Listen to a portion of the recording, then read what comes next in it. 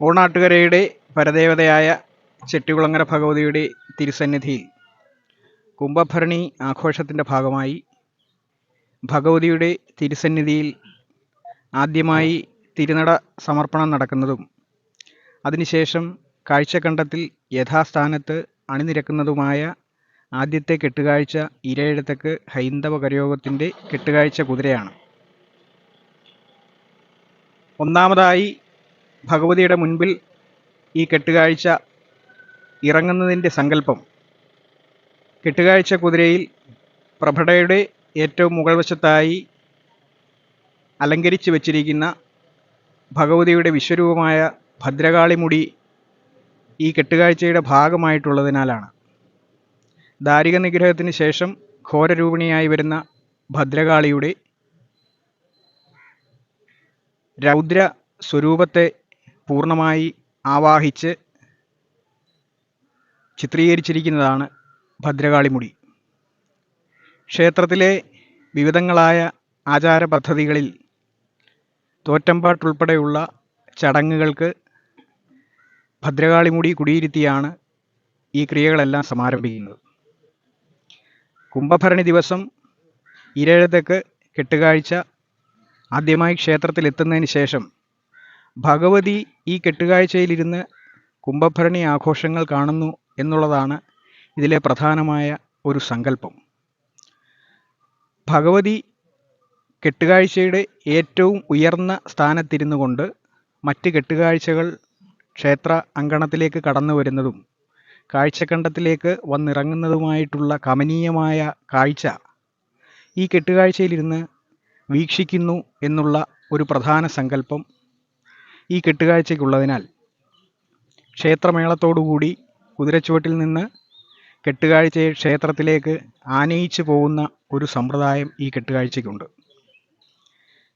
അതോടൊപ്പം തന്നെ ഈ കെട്ടുകാഴ്ചയിൽ പ്രഭടയുടെ മുകളിൽ ഇരുവശത്തായി തത്തിക്കളിക്കുന്ന 2 പാവക്കുട്ടികളുണ്ട്. നൂറ്റാണ്ടുകൾക്ക് മുൻപ് ഈരഴത്തേക്ക് കരയിലെ ഇലഞ്ഞിയിലേത്ത് എന്ന ഭവനത്തിൽ സന്തതികളില്ലാതെ ഇരുന്ന ഒരു കാലഘട്ടത്തിൽ അവിടുത്തെ ഒരു പ്രധാനി കുഞ്ഞുങ്ങളുണ്ടാകുന്നതിന് വേണ്ടി എന്താണ് ചെയ്യേണ്ടത് എന്ന ജ്യോതിഷ നിർദ്ദേശ അനുസരണം ഈരഴത്തേക്ക് കെട്ടുകാഴ്ചയിലേക്ക് 2 പാവക്കുട്ടികളെ സമർപ്പിക്കുകയും ആ വീട്ടിൽ 2 പെൺകുഞ്ഞുങ്ങൾ ഉണ്ടായി എന്നുമാണ് കെട്ടുകാഴ്ചയിലെ പാവക്കുട്ടികളുടെ സങ്കല്പത്തിൻ്റെ അടിസ്ഥാനം.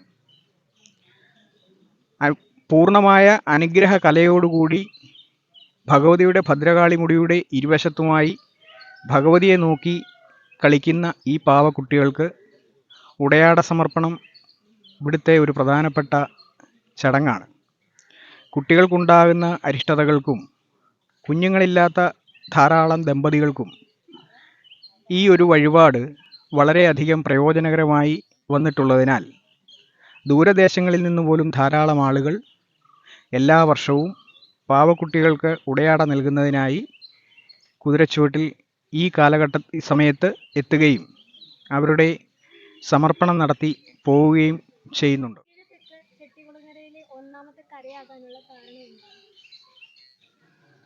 ചെട്ടികുളങ്ങര ഭഗവതിയുടെ ആഗമനവുമായി ബന്ധപ്പെട്ട് നിലനിൽക്കുന്ന ഒരു ചരിത്രപരമായ വസ്തുത എന്നത് കൊയ്പ്പള്ളികാരാഴ്മ ക്ഷേത്രത്തിലെ ഉത്സവം കാണാൻ ചെട്ടികുളങ്ങരയിലെ അന്നത്തെ പ്രധാനികളായ കരനാഥന്മാർ പോവുകയും അവരവിടെ വെച്ച് അപമാനിക്കപ്പെടുകയും അതിൽ മനംനൊന്ത് കൊടുങ്ങല്ലൂർ ഭഗവതിയെ ഭജനം പാർത്ത് ഭഗവതിയുടെ സാന്നിധ്യത്തെ ചെട്ടികുളങ്ങരയിലേക്ക് കൊണ്ടുവരികയും അങ്ങനെ ചെട്ടികുളങ്ങരയിൽ ക്ഷേത്രവും ചെട്ടികുളങ്ങര ഭഗവതിയും ഉൽപ്പത്തിയായി എന്നുള്ളതാണ് ചെട്ടികുളങ്ങര ക്ഷേത്രത്തിൻ്റെ ചരിത്രപരമായ കാഴ്ചപ്പാട്.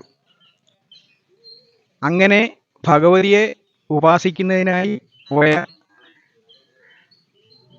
അന്നത്തെ യോഗീശ്വരന്മാരിൽ പ്രധാനികൾ ഇരയിടത്തെക്ക് കരകളിൽ നിന്നുള്ള യോഗീശ്വരന്മാരായിരുന്നു. അതിന് നേതൃത്വപരമായ പങ്ക് വഹിച്ചിരുന്നത് കോട്ടൂർ മണവത്ത് ചെമ്പോലിൽ കണ്ഠൻ ആദിച്ചമ്മൻ ശേഖരൻ താങ്കൾ എന്ന യോഗീശ്വരനായിരുന്നു. അദ്ദേഹമായിരുന്നു ഇവരുടെ എല്ലാം പ്രധാനിയായി നിലകൊണ്ടിരുന്നത്.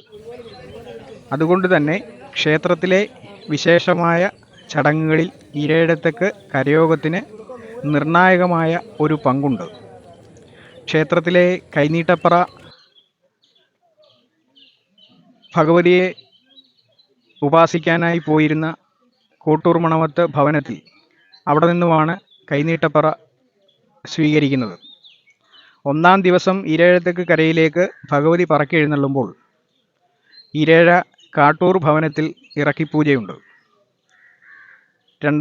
മൂന്നാമത്തെ ദിവസം വീണ്ടും ഭഗവതി ഇരയിടത്തെക്ക് കരയിലേക്ക് വരുമ്പോൾ പുല്ലമ്പള്ളിൽ കളരിയിൽ ഉച്ചയ്ക്ക് ഇറക്കിപ്പൂജയും രാത്രിയിൽ പുതുപ്പുരയ്ക്കൽ കളരിയിൽ അത്താഴപൂജയുമുണ്ട്. കൊടുങ്ങല്ലൂരിലേക്ക് പോയ കാരണവന്മാരിൽ കാട്ടൂരിൽ നിന്നുള്ള യോഗീശ്വരനും പുതുപ്പുരയ്ക്കൽ നിന്നുള്ള യോഗീശ്വരനും യാത്രയിൽ അനുഗമിച്ചിരുന്നു. അങ്ങനെ യോഗീശ്വരന്മാരാൽ അനുഗ്രഹീതമായ ഈ പ്രദേശം ക്ഷേത്രത്തിലെ ഉത്സവാദി കാര്യങ്ങളിലും ക്ഷേത്രസംബന്ധമായിട്ടുള്ള എല്ലാ കാര്യങ്ങളിലും പ്രഥമസ്ഥാനീയരായി മാറിയിട്ടുണ്ട്. അശ്വതി ദിവസം ഇരയിടത്തെക്ക് കരയിലെ ചെറുമാളിയേക്കൽ ഭവനത്തിലാണ് ഭഗവതിയുടെ രാത്രിയിലെ ഇറക്കിപ്പൂജ. 4ഓളം ഇറക്കിപ്പൂജകളും കൈനീട്ടപ്പറയും ഉൾപ്പെടെ ക്ഷേത്രത്തിലെ പ്രധാനപ്പെട്ട എല്ലാ ചടങ്ങുകളും ഈ കരയോഗത്തിൻ്റെ ഭാഗമായി നടന്നു വരുന്നതാണ്. അതുതന്നെയാണ് ഈ കരയ്ക്ക് ക്ഷേത്രത്തിലെ പ്രധാനപ്പെട്ട അവകാശങ്ങൾ സിദ്ധിക്കുവാനുണ്ടായ ഒരു കാരണം.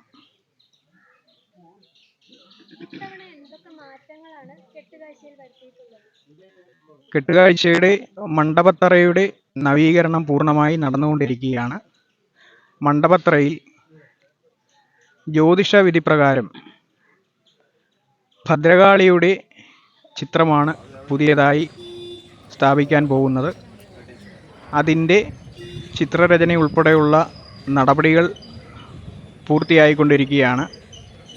അതോടൊപ്പം തന്നെ കെട്ടുകാഴ്ചയുടെ നാമ്പ് ഈ വർഷം പുതിയതായി നിർമ്മിച്ചിരിക്കുന്നതാണ്.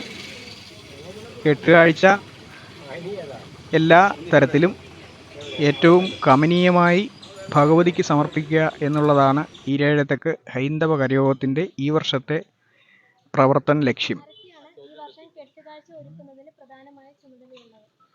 കെട്ടുകാഴ്ച ഒരുക്കുന്നതിൽ ഹൈന്ദവ കരയോഗത്തിന് കൃത്യമായിട്ടുള്ള ഒരു ഭരണസമിതിയും അതിന് നേതൃത്വം കൊടുക്കുന്ന ഭാരവാഹികളുമുണ്ട്.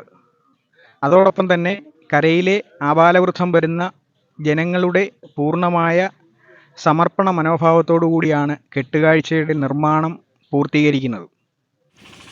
ഹൈന്ദവ കരയോഗത്തിൻ്റെ പ്രസിഡന്റ് ശ്രീമാൻ ഗോകുൽകൃഷ്ണനാണ്. സെക്രട്ടറി ശ്രീമാൻ രാജേഷാണ്. കൺവെൻഷൻ എക്സിക്യൂട്ടീവ് ശ്രീമാൻ ഹരികൃഷ്ണനാണ്. 2 കൺവെൻഷൻ അംഗങ്ങൾ ശ്രീമാൻ സനോജും ശ്രീമാൻ സഹദേവനുമാണ്. ഇവരാണ് കെട്ടുകാഴ്ചയുടെ നിർമ്മാണത്തിന് വേണ്ടുന്ന നേതൃത്വപരമായിട്ടുള്ള പങ്ക് വഹിക്കുന്നത്. കെട്ടുകാഴ്ചയുടെ ശില്പി ശ്രീമാൻ ഗോപാലകൃഷ്ണനാചാരി. കെട്ടുകാഴ്ച നിർമ്മാണത്തിൽ പങ്കെടുക്കുന്നവർ ശ്രീമാൻ കൃഷ്ണൻകുട്ടി, ശ്രീമാൻ പ്രസന്നൻ, ശ്രീമാൻ സന്തോഷ്, ശ്രീമാൻ ശശി, ശ്രീമാൻ കൃഷ്ണകുമാർ, ശ്രീമാൻ രാമേന്ദ്രൻ പിള്ള, ശ്രീമാൻ കൊച്ചുനാരായണൻ. അങ്ങനെ ഒരു വലിയ സംഘത്തിൻ്റെ പ്രയത്നമാണ് കെട്ടുകാഴ്ചയുടെ നിർമ്മാണം. അതോടൊപ്പം തന്നെ ദൂരദേശങ്ങളിൽ ജോലി ചെയ്യുന്നവർ, വിദേശത്ത് ജോലി ചെയ്യുന്നവർ, ഇവരെല്ലാം തന്നെ കെട്ടുകാഴ്ചയുടെ നിർമ്മാണത്തിൽ പങ്കാളികളാകുവാനും ഭഗവതിയുടെ സമർപ്പണം, അവനവനാൽ കഴിയുന്ന സമർപ്പണം എന്ന തരത്തിൽ കെട്ടുകാഴ്ചയുടെ നിർമ്മാണ പ്രവർത്തനങ്ങളിൽ പങ്കാളികളാകുന്നതിനു വേണ്ടി ദൂരദേശങ്ങളിൽ നിന്നും മുഴുവൻ ആളുകളും കെട്ടുകാഴ്ചയുടെ നിർമ്മാണത്തിനായി എത്തിച്ചേർന്നിട്ടുണ്ട്. പേരെടുത്ത് പറയുകയാണെങ്കിൽ 100-ലധികം ആളുകളുടെ പേരെടുത്ത് പറഞ്ഞു തന്നെ വേണം ഈ കാര്യങ്ങളെ മുന്നോട്ട് കൊണ്ടുപോകാൻ. എല്ലാവരുടെയും പേര് പറഞ്ഞ് കെട്ടുകാഴ്ച നിർമ്മാണ പങ്കാളിത്തത്തെ പരാമർശിക്കുന്നത് പ്രായോഗികമല്ലാത്തതിനാൽ എല്ലാവരുടെയും പേരുകളിലേക്ക് കടക്കുന്നില്ല. എല്ലാവർക്കും അവരവരുടേതായ ഒരു പങ്ക് ഈ കെട്ടുകാഴ്ചയുടെ നിർമ്മാണത്തിലുണ്ട്. എല്ലാവരും തുല്യമായി ഈ നിർമ്മാണ പ്രവർത്തനങ്ങളിൽ പ്രാധാന്യമുള്ളവരാണ്. ആർക്കും മറ്റൊരാളിനേക്കാൾ കൂടിയ പ്രാധാന്യമോ കുറഞ്ഞ പ്രാധാന്യമോ ഇല്ല. എല്ലാവരുടെയും തുല്യമായ പങ്കാളിത്തവും പ്രയത്നവുമാണ് കെട്ടുകാഴ്ചയുടെ പൂർത്തീകരണത്തിനായി ഉണ്ടാകുന്നത്. എല്ലാ ആൾക്കാരും വ്രതശുദ്ധിയോടുകൂടി തന്നെ കെട്ടുകാഴ്ചയുടെ നിർമ്മാണത്തിൽ ഏർപ്പെട്ടിരിക്കുകയാണ്. കെട്ടുകാഴ്ച അതിൻ്റെ നിർമ്മാണം പൂർണ്ണതയിലേക്ക് കടന്നുകൊണ്ടിരിക്കുകയാണ്. കുംഭഭരണി ദിവസം യഥാസമയത്ത് തന്നെ കെട്ടുകാഴ്ച ക്ഷേത്രത്തിലെത്തിക്കുക എന്നുള്ള ഒരു മനസ്സോടുകൂടി, ഭഗവതിയോടുള്ള പ്രാർത്ഥനയോടുകൂടി കെട്ടുകാഴ്ചയുടെ നിർമ്മാണങ്ങൾ ഞങ്ങൾ പൂർത്തീകരിച്ചു വരികയാണ്.